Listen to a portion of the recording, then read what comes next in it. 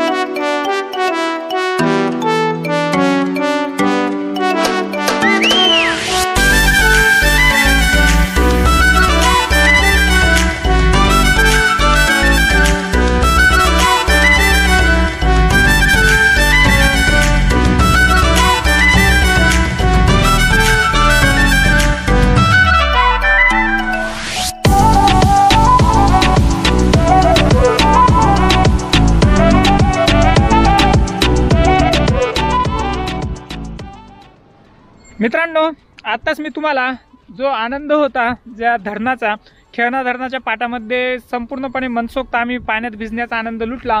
माझ्या पाठीमागे तुम्ही बघू शकता की हे संपूर्ण हा खेळणा धरणाचा जलाशय आहे. खेळणा मध्यम प्रकल्प हा सिल्लोड तालुक्यासाठी खरोखर एक वरदान ठरलेला आहे, कारण सिल्लोड शहरासह या तालुक्यातल्या अनेक गावासाठी ह्या ठिकाणावरून पाणी पुरवठा केला जातो. त्यामुळे या धरणाला या तालुक्यामध्ये अनन्यसाधारण असं महत्त्व आहे. याचशिवाय या ठिकाणी आज रोजी संपूर्णपणे धरण हे भरलेलं असल्यामुळे पाटावरून जे पाणी वाहत आहे सध्या, त्यामुळे त्या ठिकाणी अनेक पर्यटक तालुक्यातले सह अनेक या परिसरातले पर्यटक या ठिकाणी आपला आनंद आणि सुट्टी घालवण्यासाठी येत आहे. खूप सुंदर आणि निसर्गरम्य वातावरण या ठिकाणी आहे. स्वच्छ पाणी असल्यामुळे पाण्यामध्ये भिजण्याचा आणि त्या पाण्यामध्ये अनेक प्रकारे आपला पोहण्याचा आनंद या ठिकाणी अनेक पर्यटक घेत आहे. आम्ही सुद्धा थोडाफार घेण्याचा प्रयत्न केला. खूप सुंदर आहे. आता सुद्धा खूप पर्यटकांची गर्दी त्या ठिकाणी झालेली आहे. आम्ही आता या ठिकाणावरूनच जाणार आहोत परत. तुम्ही सुद्धा नक्कीच भेट द्या. जर ह्या परिसरामधले असेल किंवा या औरंगाबाद जळगाव राष्ट्रीय महामार्गाने जर का जाणार असेल तर येऊ शकता. 1-2 ते 3 किलोमीटर अंतरावर तुम्ही येऊ. लिहाखेडी ते पालोद या गावाच्या दरम्यान लिहाणा धरणाकडे येणारा एक रस्ता आहे. साधारण 2 किलोमीटर अंतरावर आपण या ठिकाणी येऊन पोहोचतो. चला तर मित्रांनो, या ठिकाणावरून तुमची आता रजा घेतो. आपला हा भटकंतीचा प्रवास निरंतर असाच सुरू राहणार आहे.